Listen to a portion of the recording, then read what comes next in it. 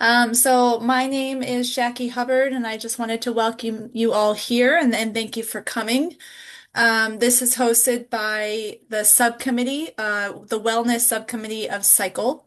So again, thank you for your support. And if you enjoy this event today, which I'm sure you will, just keep an eye on the artery as we do post wellness webinars a few times a year.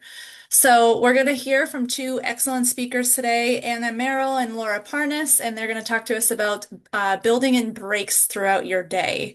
So with that, I'm going to allow our hosts or speakers today to introduce themselves. So I'll turn it over to you, Anna. Thanks, Jackie. It's good to see all of you here. Good job taking a break in your busy day to spend some time to improve your well-being. But my name is Anna Merrill. I am a clinical chemist at the University of Iowa here in Iowa City. A little bit about myself. I finished fellowship training at the University of Washington in 2017.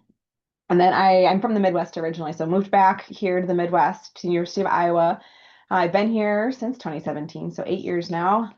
And I'm co-director of clinical chemistry at the main hospital. And I also oversee the toxicology lab at the Iowa City VA.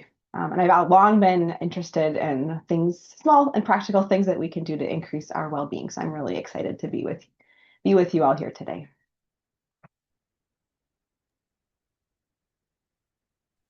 Good morning, everybody. My name is Laura Parnas, and I am also a clinical chemist. And Anna, you made me feel a little bit old. I finished my clinical chemistry fellowship at ARUP Laboratories in 2010, and then I started clinical chemist, clinically focused at Sutter Health. I was there for about 7.5 years, and then I transitioned into industry in 2017. And I had been with Roche for about 8.5 years. I am still currently employed by Roche, but I'm transitioning out. So I'll be out of Roche at the end of February. TBD on the next, maybe watch LinkedIn at the end of February. And again, working in industry has its own challenges, and I am remote, so I work from my home in California. So I'm always focused on finding time for breaks. And maybe just a little bit about today. I am taking a break this week. I came to Hawaii on a solo vacation. So maybe the best way to talk about wellness is from island time. Right. I wish we were all there with you. That sounds lovely. All right. So how we'd like to approach this discussion is I have just a few like background information slides, a little bit about what is known about the evidence supporting us taking breaks in our workday, and then we'll open it up for we have a few questions that Jackie will ask of myself and Laura, and then the audience can feel free to enter them into the chat. Otherwise, it's a relatively small group, so I'm also okay with people, raising their hand and we can unmute and ask questions that way too. But first, a little bit about the background. So I am not a psychologist. I don't think I've taken more than like a half semester psychology course in college, but it is a little bit important to understand the basics of cognitive load therapy when we try to understand the benefits of taking breaks. So cognitive load theory states that individuals have a fixed or finite supply of personal resources that we can use to achieve our work goals. So this could be things like how much mental attention or resilience we have. And this may vary between different individuals. And when our cognitive system senses a possible, overload of that system that might be affecting our ability to perform, breaks are just natural responses of our cognitive system. And usually, the primary driver that drives us to seek a break is fatigue. And then the good thing about breaks is that if we use breaks to engage in activities that reduce the demands that are being put on our finite resources, breaks can lead to recovery. And in the short term, recovery can look like, our energy is restored. But in the long term, there are also recovery-based benefits like prevention of burnout, which I know we're all really wanting to prevent. For me, I haven't always thought of breaks as recovery activities, but I think this really can be helpful. And there are different types of breaks or different types of recovery activities. And so these can be work or actually non-work related. So doing like a work-related recovery activity, would be kind of continuing to do work activities while you're supposed to be taking a break. And as we are probably not surprised, these are associated with decreased well-being and things like sleep quality. However, if we use our breaks to do things like physical activity or relational or social things, these types of recovery activities are associated with increased positive emotions and vitality. So Laura is engaging in a wonderful type of recovery activity or vacation. And there definitely are positive effects of vacations. However, it's important to remember that these are, I hate to even say this while you're on vacation, Laura, but they are transient. And so studies that have tried to look at this show that usually the positive effects of vacations last between like 2 and 4 weeks, depending on the type of vacation and then the type of environment you left when you went on vacation. And so we should definitely all use all of our vacation time and make sure we are taking advantage of that. But vacation should not really be the only types of breaks or recovery activities that we should pursue. And we'll hopefully focus a lot more on the other types of breaks that we can implement within our day. And the good news is that the folks that study this have shown that recovery effects can really be elicited after not very much time at all. So there are some activities that even after 30 seconds have been able to demonstrate positive effects. So I want to spend a little bit of time talking about micro breaks, as will probably come up in the Q&A portion. I didn't know that there was a formal word for these types of breaks, but these have been really useful for me. And so micro breaks are defined as short discontinuities in one's task that usually the definitions of the time vary, but usually no longer than 10 minutes. And so there was a recent meta-analysis that included 22 different independent studies with over 2,000 individuals. And what they found is that there were statistically significant, though small, effects on the ability of micro breaks to boost vigor and reduce fatigue. However, what I thought was interesting, that I guess was not that surprising to me, but what I thought was interesting was that when they studied the effects of micro breaks on overall performance, they did not find any statistically significant effects. And so when they did a sub-analysis, they broke down their studies into what type of work was being done when people took the micro breaks. And when they looked at tasks that were less cognitively demanding, they did actually find significance in performance when individuals took micro breaks. So what were classified as some of these less cognitively demanding tasks? So things like clerical or routine tasks. And so the theory of why micro breaks would help performance in this area is that when we are doing something that kind of has become automated, our mind can wander and it actually can increase the risk of us making mistakes. But if you take a micro break, it will help you refocus and prevent that risk of error. And then also lumped into this less cognitively demanding group of tasks where micro breaks improve overall performance are creative tasks, which I always find creative tasks to be very cognitively demanding. So I was surprised that these were grouped in this way, but how can micro breaks help with improving performance for creative tasks? Well, it turns out that our creativity is actually stimulated when we switch tasks. So when we don't spend too much time in doing one thing, if we're switching back and forth, that actually will make us more flexible and it will stimulate our creativity. So if you are engaging in these types of tasks, these might be the environments where taking micro breaks will actually improve your performance in addition to improving your well-being. Now, other studies have shown that in simulated work environments, programmed regular breaks do demonstrate an increase in productivity. And in generally speaking, the longer your break, the greater the boost on performance.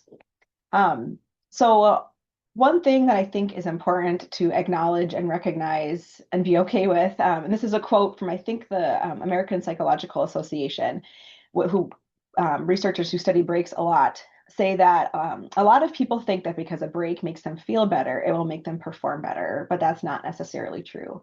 And that's getting at some of these findings about the impact of these small breaks on sense of well-being, but not necessarily on performance. So in summary, micro breaks are likely to make individuals feel more vigorous and less fatigued and usually make us feel more productive after our break, but whether or not it actually improves our productivity may not necessarily be true. So with that, we'll get on with the Q&A portion of the session.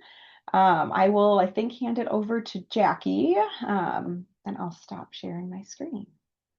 Thank you, Anna. That was really helpful. It's nice to know there's a term, micro breaks. That's great. So I think micro break or not, a lot of us do have trouble. It's probably why we're here, right? Finding it even 10 minutes in a day to find a break. So for you and for Laura, what are some strategies that you have for taking breaks or setting boundaries that have worked for you?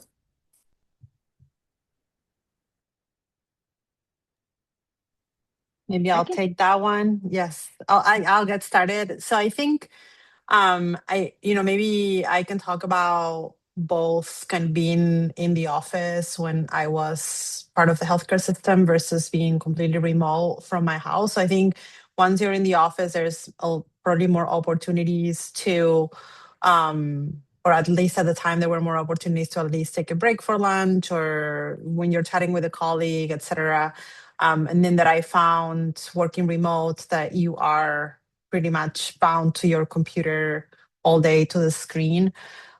So some things that have worked for me were initially because I was in the Pacific Standard Time Zone and working with people all across the US and Europe was really to block my calendar or communicate my working day to people. So I had my calendar blocked after 2 p.m. Pacific as I started to evolve what my schedule would look like.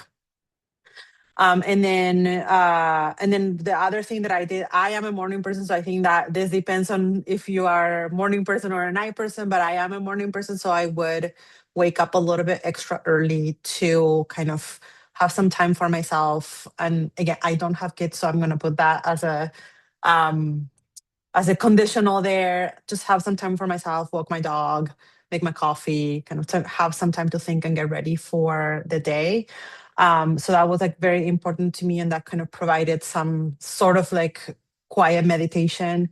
And then like really what really worked was communicating my availability. And then I would say that it depends, it would depend on the day. It would fluctuate whether I had like a full calendar with no breaks, or I had some days where it was a little bit more open.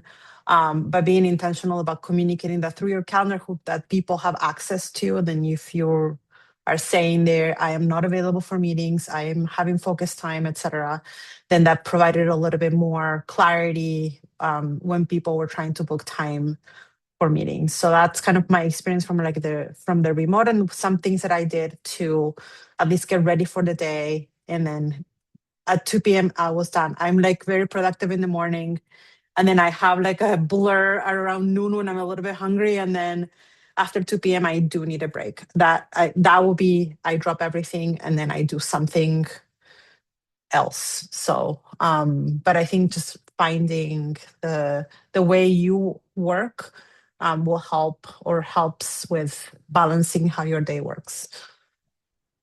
Yeah, I second that, Laura. I think recognizing that what people want and need in breaks will be different between individuals. And I've actually even seen my own needs change, over time as well. So for example, when I was coming back to work after maternity leave with my second child, I know I was very sleep deprived. And what really helped me then was I would look out in my calendar like months in advance and block out a day. That was just I had this one day a month for the next, 3 to 6 months that I was going to, be at home and just relax and recharge and do all of that. And I kept doing that for probably 6 to 9 months. And then I realized that I no longer really felt like I needed that type of a break anymore. And so then I, it kind of served that purpose for that point in my life. Um, Now I found that it resonates more with me to incorporate kind of shorter breaks throughout the day, or trying to figure out where can I naturally fit in short periods of time. And this could be anywhere from like 2 minutes, to 15 minutes. And so just the concept of I don't need to not necessarily have a full day of a break in order to make it meaningful and useful and restorative for me. And this kind of gets back to I feel like a lot of us, and I sometimes still feel this way, we feel time famished. We never have enough time to do all of the things that we want to do. And even just feeling that way makes you less likely to utilize well the free time that you actually do have. And so trying to kind of shift the mindset about, acknowledging and appreciating the little bit of free time you do have and finding ways of using that. Um, yeah, I think that's but I will say I still have to work on what activities are actually restorative for me, and what things are not restorative for me. So for me, being outside and moving my body are generally things that almost every time will kind of increase my energy and make me feel better. And there are other activities as well, and that might not be the case for everybody. So I think trying out different strategies and seeing how, first of all, how well you feel doing it, and also do you think it improves your focus or your energy level? Thank you. That was great. And I have to say, I agree with both of you. Laura, strongly recommend to anyone else getting a dog, forces you to go outside. And Anna, same, getting outside, getting some fresh air is so great. So a dog will make you have to go home at the end of the day too. Um, so, I'm personally very good at saying, oh, just 5 more minutes, or after I finish this, I'll take a break, and then your whole day goes by. And so, I obviously have strategies that are not working. So I could avoid, trying more things that fail. Can you talk a little bit about what strategies have not worked for you that maybe won't be so helpful? Yeah, I mean, I think some of the things for me that didn't work was to have the open calendar. And then I feel there's a little bit of the control piece, or yeah, that we want to be everywhere all the time. I think I would say that that's more of a recent learning for me within the last year, I would say, where there were sometimes meetings that were put on my calendar like for 5 a.m. my time. And if it was 5 days earlier, or 5 years, or 2 years, or at the beginning of my career in industry, I would have totally, joined the call. So I started to like not join the very, very early calls. And I'm like, somebody will, if there's something that I need to know, I will learn from somebody else. But I think it just comes with trust, and then like the control piece, letting it go a little bit. Again, if there's something that you need to know, or something that needs your opinion or your thoughts or your decision, people will find a way to find you, that it doesn't have to be a 5 a.m. call or like a 4 a.m. call. So that was probably, like, I would say the reason, maybe 1 to 2 years kind of learning for me, that it just didn't work to join everything and be everywhere all the time. And I also started forgetting things. I'm like, I don't know that I heard that, or then you're distracted on the calls, and it's just not meaningful. So I think um learning from what doesn't work is like, it doesn't work to be everywhere all the time, or to try to join everything and learn everything firsthand. So that's something that and again, still work in progress for me. So yeah, I think that those are the things that really didn't work. And then truly going through the day, that's just it. Those days I was probably the most exhausted, when you don't get a break at all, or you realize that it's been 3 hours that you've been sitting. So you get the pings from your watch, and then you're like, oh my gosh, it's been 3 hours. So it's also mentally draining, because you know that you need a break. So anyway, those things don't work. Just get up. You can be 5 minutes late and say, hey, I just need to buy a break, or go get a coffee or a cup of water or something. But just kind of rolling through the meetings didn't work. Yeah, Laura, I've had a similar experience as I'm not as junior as I used to be, and I'm now more comfortable with, either saying no, or if I know I have like 3 meetings in a row, I'll usually let the organizers of the second and third meeting know I'm going to be like a few minutes late. You are like the second or third back to back to back meeting, and I just know I know I'm going to need a few minutes as kind of, like a gap between that. And it feels better for me when I can look at my schedule that morning and know that's going to be happening and let them know beforehand, then I feel like I guess that's more acceptable or professional if they know I'm going to be late, and they know why I am going to be late. Um, I had a question for you, Laura, about when you schedule, like, do you schedule breaks in your calendar? Time for So I, breaks? s- yeah, so I started scheduling what I call like focus time because I think the remote working experience, especially with the DMs and the chat, it can become a little bit overwhelming because you are on a call and people are chatting you, and then you're like, you have the email pinging you, so it can be overwhelming. But the system that we have, it's automatic when you classify your appointment as focus time, then everything kind of shuts down. Like the chat says that you're in focus. So I started throwing focus time on my calendar at least twice a week Okay. for many reasons, for being able to actually do work and also just to say I'm going to get up and go. And one thing that you triggered me to think about it was when meetings start disappearing from the calendar, you're like, yes, that's crazy, right? When you're still celebrating the fact that you're not so packed on your schedule. So that means that we truly are overbooked Yeah. with our time. But yeah, I started to just throw here and there focus time so it flows through the entire system. And if you really need to reach me, sure. But if you don't, please leave me alone. That was a signal. 'Cause the reason I ask is I have not found like scheduling breaks in my calendar to work well Hmm. for me. Mostly because I feel like things, crises or emergencies can come up. Or like sometimes if I say, oh, I think I'm gonna want to break now, I'll actually be in the Hmm. middle of I'll be like making a lot of progress on a task, and then I'm like, oh, and now I'm distracted because I had told myself I wanted to take a break. And so I've just like having a very rigid, I don't want to say rigid schedule, but having it on my calendar hasn't necessarily worked that well for me. Hmm. Um, I do try when I'm making my schedule or when people are inviting me to meetings, I do try to be mindful of how things are. If I have too many things in a row, and I try to see if there are alternatives, but I like seeing like some open time on my calendar, and then I try to have like 2 or 3 things ready to go that I can use as like a quick break for when I do have those Hmm. times, or maybe like a meeting, heaven forbid a meeting ends like 10 or 15 minutes early, then I have a few things, Yeah. instead of Yeah. like going on my phone, I'm like, oh, that's right, I was gonna go like on a walk to like one of the gardens, or I'm gonna go on Yeah. something. But yeah, for me, scheduling my breaks, it did not really work for me as well as it seems like it's working for you. Yeah, I mean, I think for me, it was more protecting the time, right? Whether I was continuing some administrative tasks or I was getting up and getting another coffee or something. I just used it to protect the time on the calendar rather than to force myself to take a break. But anyway, that's kind of how it worked. Yeah.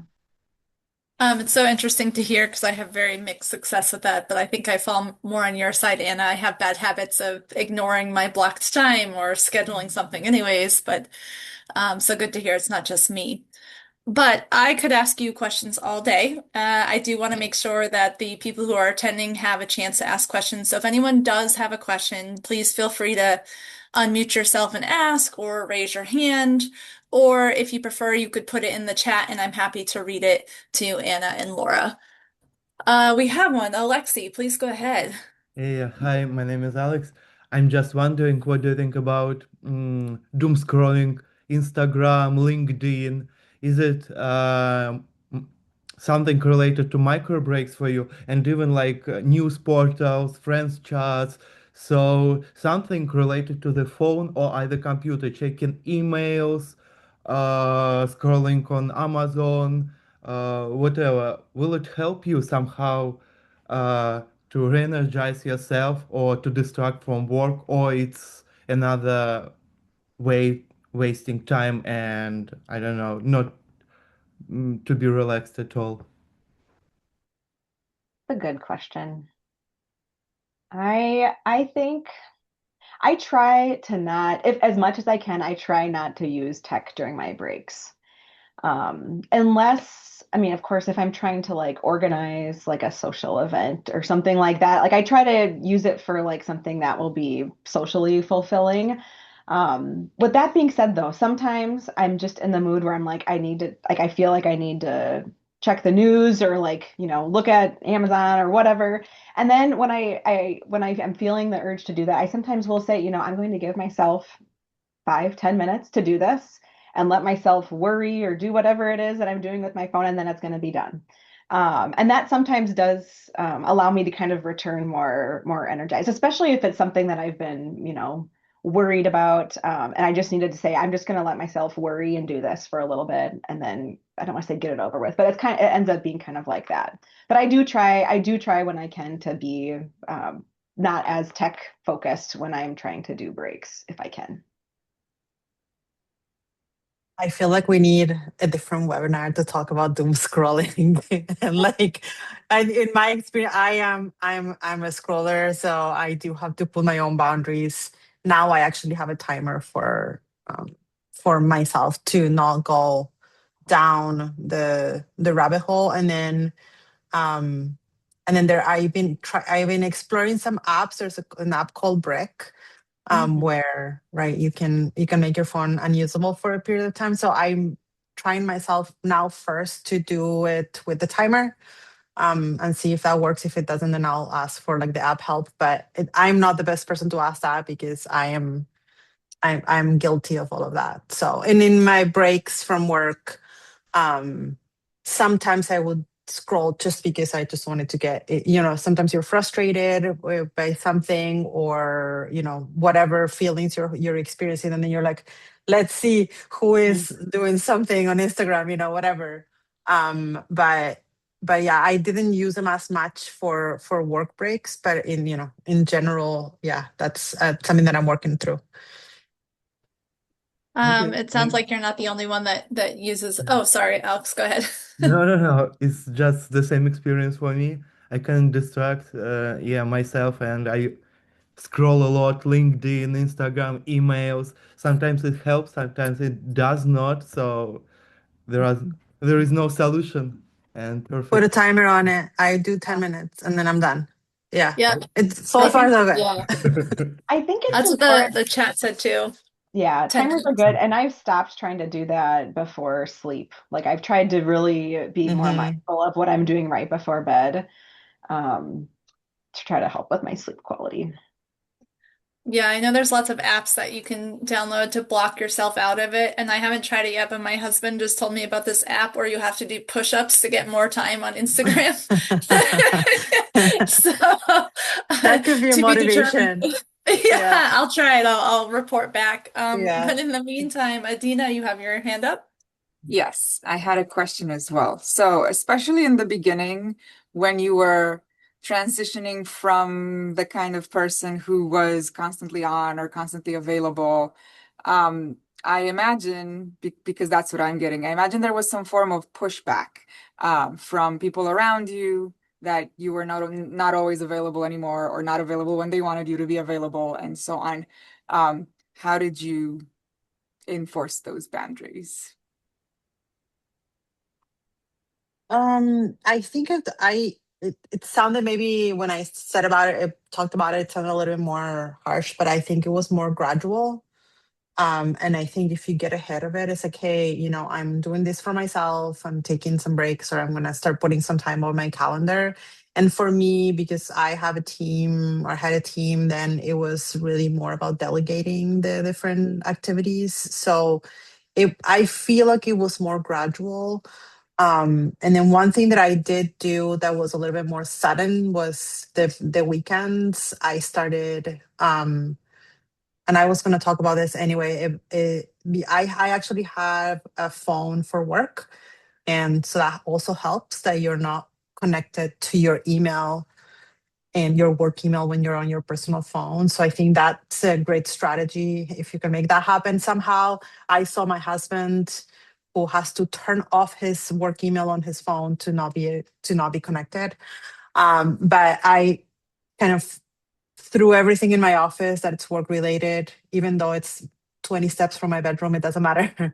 Close the door and then do not touch it over the weekend. So from Friday evening, let's say, until Sunday evening, when you're kind of checking what's going to happen during the week, I made an effort to not touch my phone or my computer, work computer or that. So I think, again, from industry, we don't really have emergencies, so we're not on call or anything. So it's just a little bit different that if you have to be available for whatever reason, but that I made an effort, and it was more on me because then, and I had to work through this. It's like I will always feel behind, even if I work on the weekends, right? So when I don't work on weekends, I'll still start behind on Monday, and I'll still feel behind on Monday. So that was a really healthy transition to start kind of putting stuff away over the weekend, and then start over on Monday. I'll feel the same whether I did 2 hours of work on Saturday morning or Sunday, whatever, or I was, taking calls late on during the week. So I think it wasn't as strict. Like one day I was available and then the next I wasn't. It was just more gradual. And I had already started with some of the blocks on my calendar. So and again, to me, it's all about communication. You just tell people. Even you can put stuff on your email signature if you want. These are my work hours or whatever. And then just try to communicate with the people that are trying to reach you. So that will be kind of that. But I think the game changing thing for me was the weekends. Just I'll be behind. It doesn't matter. It'll get done during the week.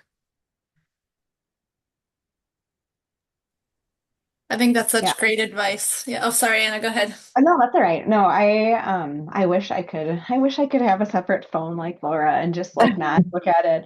Um, but I think, Adina, to your point about pushback, I think for me early on, I was so self-conscious about being perceived as somebody who took too many breaks, and that was really hard.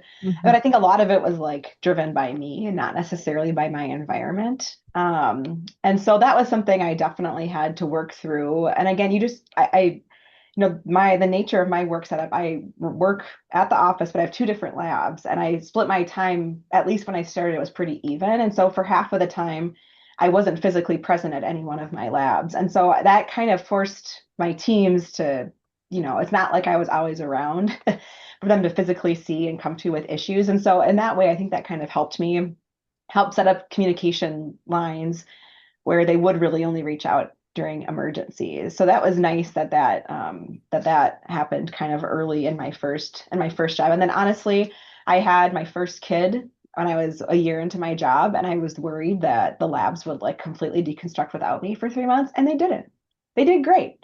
And that Mhm. was something to be proud of. And then I was like, we did this with me not here, and this is totally fine. And so I think a lot of, at least in my experience, a lot of the pushback was like my own internal Mhm. pushback.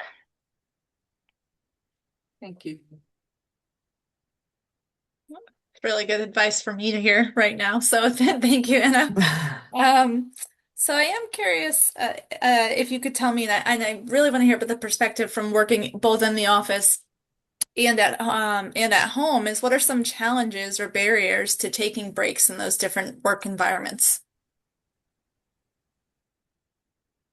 Well, I think we were kind of just talking about some of them. Like in my work environment, my lab operates 24/7, and they're Mhm. like, it's not like the work can wait until Monday if something, happens. And so just knowing that even if I have scheduled a break or something, that might not actually be able to happen at the time at which I was wanting it to happen can be a little bit challenging. And then the other challenge that we've kind of already brought up is like I am always reachable by phone or by pager or something. There's always a way for somebody to get a hold of me. And so I think, as Laura mentioned before, I think it's been really helpful to try to set kind of expectations when you can, and then try to be flexible if your plans have to change. So for me, if I can't take a break when I thought I needed to, and this isn't like a vacation, like that type of a break. It's like I had planned to, do something with my family tonight, and now we have a lab emergency, and now I need to stay or something. Um, I think changing or trying to change how I think about that is it's not like I can't ever take my break. I just have to maybe change what it looks like. Like instead of a couple hour break, I'm just gonna have to like go on a quick walk around the a hallway or something, just to, and knowing that I'll get the break that I had kind of wanted later. So trying to be flexible in that way. Is a way that I've tried to circumvent the barriers, but it is a challenge, I will say, in a situation where your work environment is operating all the time, it's hard. Yeah, I mean, for me, something that I'm kind of reflecting now as we're talking about all of this is, again, remote is challenging because everything is so available. Again, those DMs are like on fire all the time, text, and then the email, and then you're on a call, right? So you're on a call, and then you're getting DMs, and then you're getting text. So it's a little bit chaotic. And then, so I think something that really worked for me was when, for example, on days where it was pretty packed, where kind of I was telling you, I'm like 6 a.m. till 2 p.m., few micro breaks, walk the dog, go to the bathroom, etc. Then, and then there were some things that I needed to do, but at 2 p.m. I have no more brain for to do anything. So for me, it was almost like when you're at school, you're like, okay, the bell is ringing, we're out. That was my feeling at 2 p.m. And then so I kind of went and did everything. And then I would go back if I needed to, like maybe at around 7:30 after dinner. I'm like a little bit more aware of everything and then kind of come back and wrap up some things. So that Mhm. also helped me kind of manage the stress of being on 7 straight Zoom calls and then the anxiety of not being able to respond to email or anything, right? So I think trying to think of ways where you can still have a mental break from all of that, because that stuff is hitting you, right? I'm listening to the call, sometimes I'm participating, sometimes I'm leading. So all of that at 2 p.m. is like, what happened, right? So one of the things that worked for me was just take a full break, walk away, and then if I need to do something that requires my attention or that I don't want to leave for tomorrow, then I'll just come back and just quickly wrap up. I did have to put a timer on that one too, because otherwise I would be like, oh my gosh, I'm spending 2 hours at like 9 p.m. But it was more like 30 minutes, 30 to 45 minutes to just wrap up some things.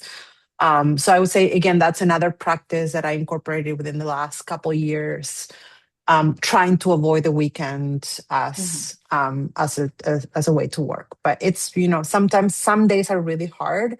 The thing about the remote work is that some days are like super packed, and then some other days are very, very light, or people are starting to cancel meetings, and then you have an entire day Yeah. to go through your to-do list or something like that. So yeah, I'm not saying it's easy, it's hard, but it's important to just find the time for those micro breaks, even those 5-minute bio break, go refill the coffee, let the dog out if you cannot take him for a walk or whatever. So yeah.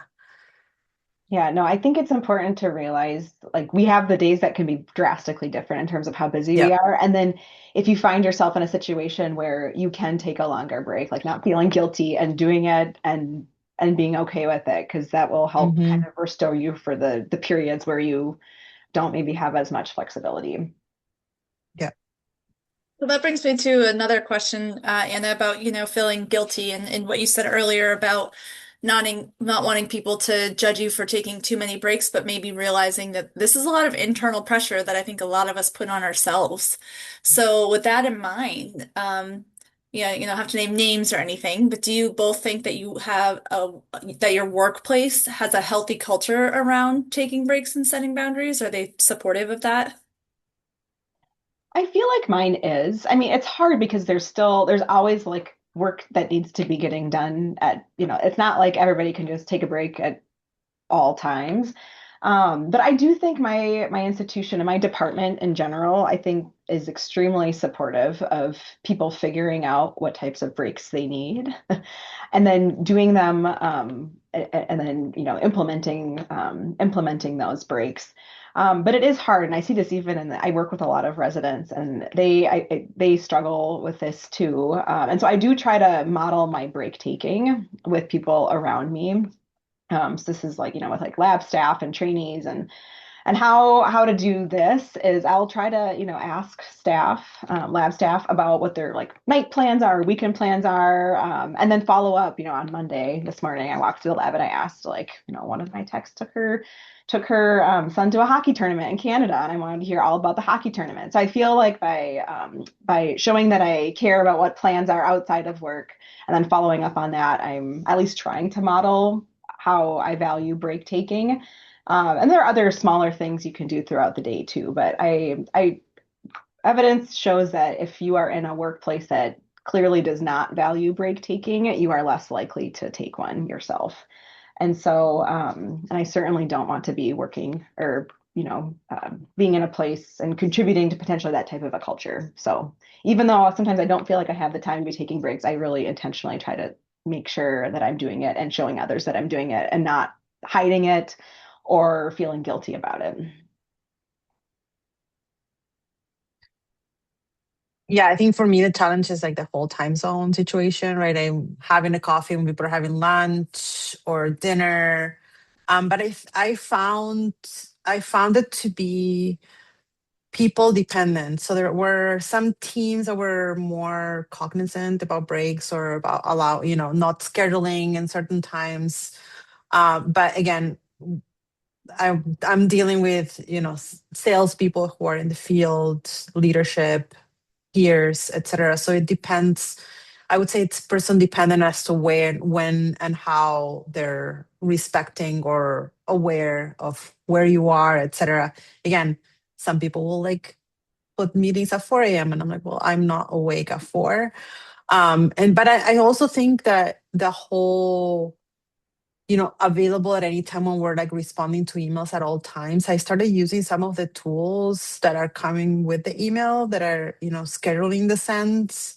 Mm-hmm. So you can still write an email on Friday at 8 p.m., but you don't have to send it. So I started using a lot of that stuff just to kind of show some of some respect on other people's times as well. But I agree, it starts with you. So as soon as I started changing those behaviors, I think people started responding a little bit more to that and to communicating. I've also seen some signatures on emails that say, I may be responding, it's not your time zone or it's my time zone. I have feelings about that. So like just schedule send it for when it's, if you want to get it out of your inbox. But so again, I think the more you communicate, the better it is. But I found that it was people dependent as to how respectful they are about your breaks or about because again, I think in industry what happens is like people feel that it's a personal emergency, right? I need this response right now, right? It doesn't matter because I need it now to complete my task for me to have my break. So that dynamic was a little bit at play as well. But yeah, I agree with modeling the behavior that you want to see in others as best as possible, so it can be reflected back to you. I just wanted to note I'm one of those people with the signature that says I can send email at Yeah, whatever hour. You don't have to respond. yeah, And I think the first time I started doing that, I got really positive feedback. But I know that there are some people that just they get triggered by seeing an email in their inbox on Saturday morning or something, you know. yeah. Um, It still gives the anxiety triggering of getting the ping or seeing the email. It's not taken away completely by the message, but I think the message shows some empathy on that it's not expected for people to work after hours, that it's just you doing that. Right. And Yeah, something that I've also seen that might take the edge off too, and I was wondering if I should modify mine and include that.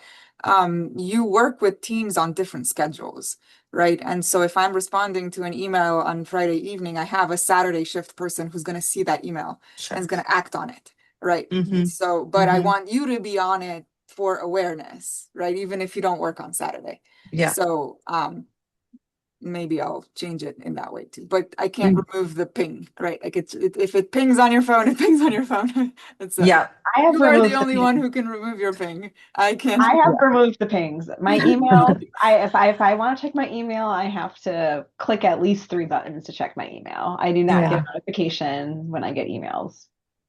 I just this year, by this year, it's January, I mean last couple months, did exactly that for the first time ever. Hmm.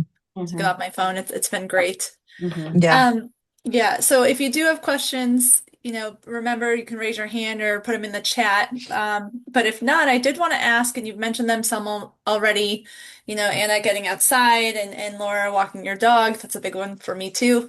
What are some other healthy habits that you've created outside of work to help manage work stress? I think we all go home a little wired. What can we do to kind of unwind? Wine, lots of wine. Yes. I'm kidding. Wait, I said healthy. It is healthy, like a glass a day, like of red wine. I mean, some years, some studies would demonstrate that it's healthy, and some studies demonstrate it's not. Anyway. Only with Um, dark chocolate. Only if it's with dark chocolate. That's what I tell yeah. myself. So, I'm guilty of both. um, yeah, I think I made a little list about these healthy habits, but I think I spoke about them throughout this morning. For me, really, truly, one of the most sacred times is my morning time that I have, like, sort of meditative. I would say pre-work. It's outside of work, but it's kind of mentally preparing me, because I am a morning person. But yeah, I put, like, make time to walk the dog. And then for me, also exercise, I cannot do it without it. So I have that schedule into, and it's almost like appointment like, right? mhm. That time doesn't move at all very exceptionally. It moves otherwise, if your time to exercise, whether you're going to a gym or yoga, whatever you're doing, becomes flexible, you're never doing it.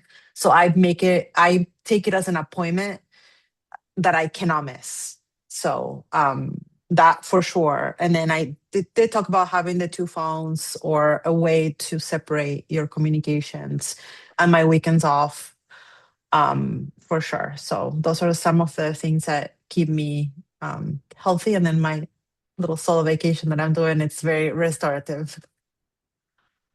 I second Laura on the exercise. I also exercise regularly, and I have really like fine-tuned my sleep schedule so that I'm very consistent with when I go to bed. And I used to vary a lot more when I was younger, like in graduate school fellowship, and the first few years of this job, like I would sometimes stay up until midnight, other time. I mean, it was very, very fluctuating.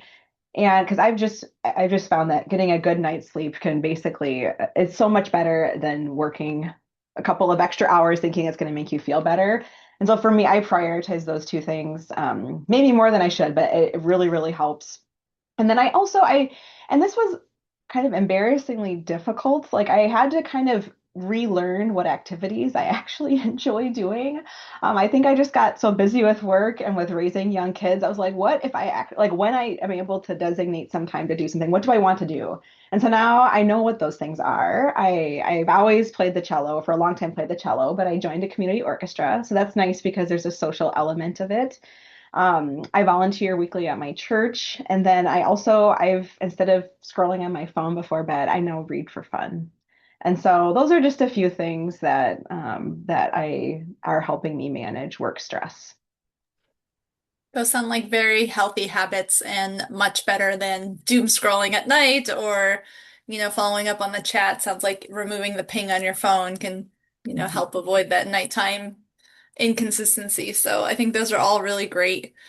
I did have one last question, and then, of course, again, if anyone else has questions, please let us know. But we are a very, this is ADLM, we are very evidence-based type of people, and we love resources. So, are there any resources that you recommend to learn more about incorporating breaks into our day?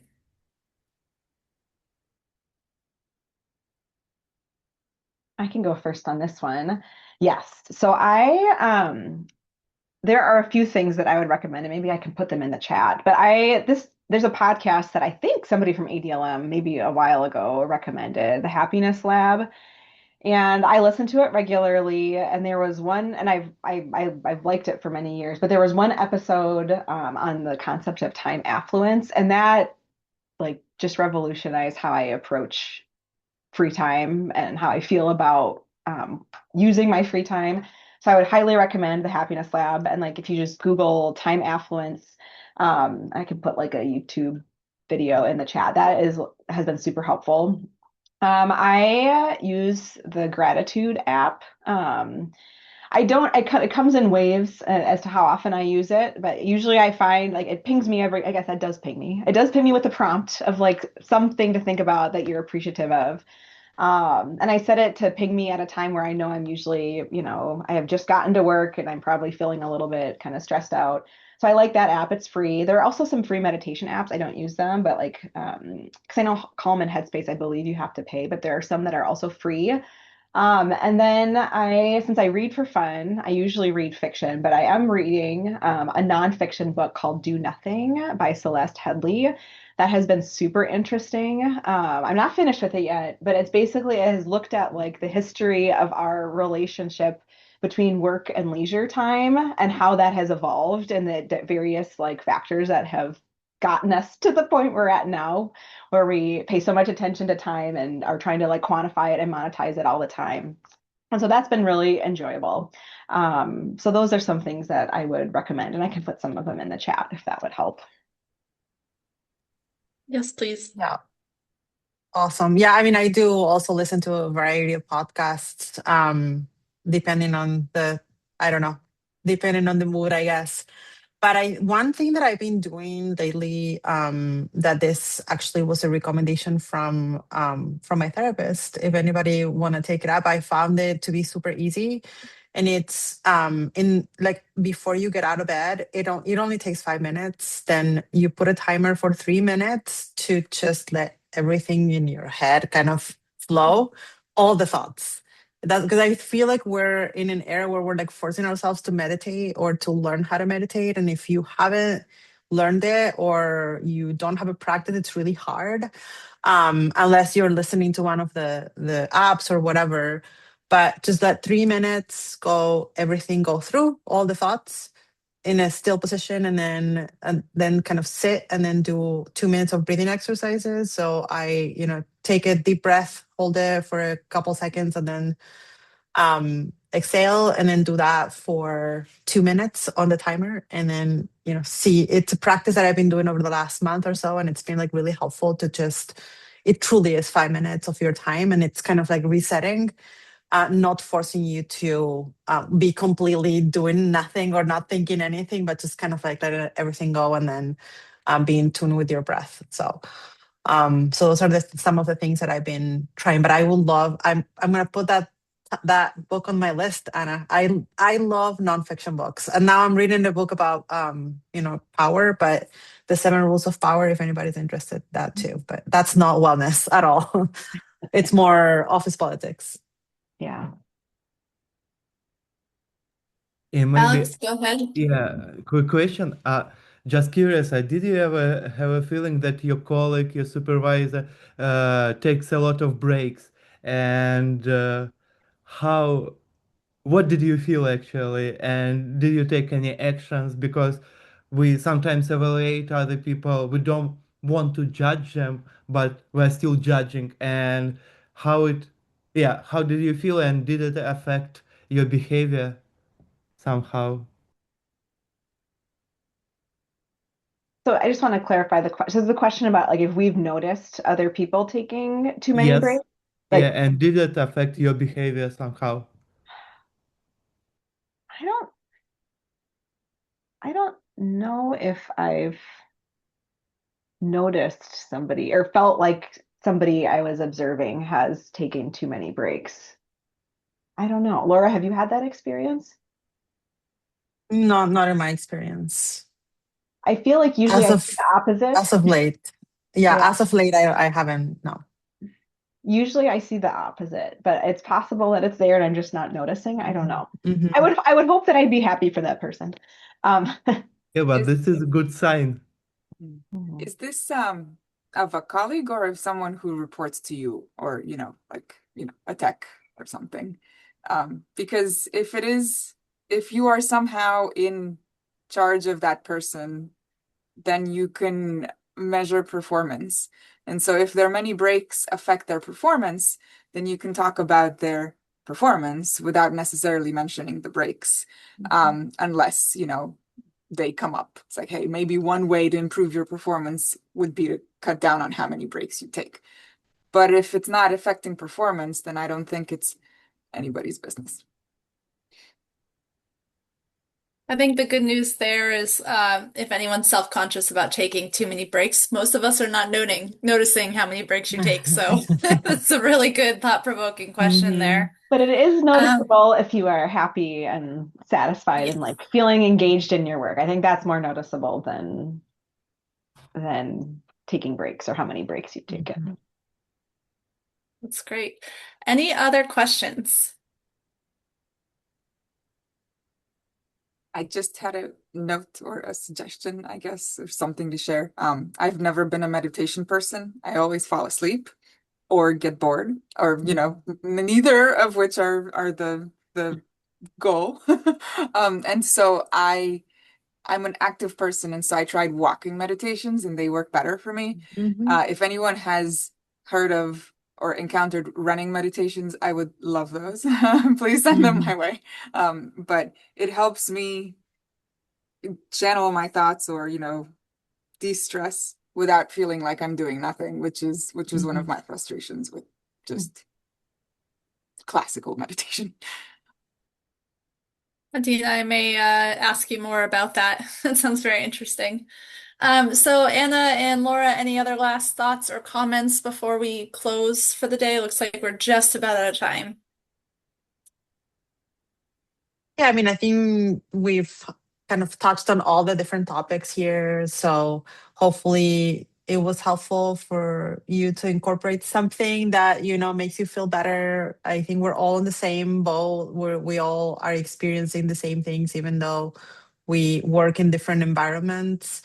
So yeah, just kind of keep the door open. Maybe I'm making myself available if anybody has a question within my time frame, please, specific only. Yeah. No, thanks all for joining. All right, with that, thank you so much, Laura and Anna. This was so helpful for me. I definitely learned a lot, and I really appreciate you taking the time to join us today. And on behalf of, the subcommittee, wellness subcommittee of Cycle, thank you all for joining and keep an eye out on the artery for more events like this. Thank you, everybody.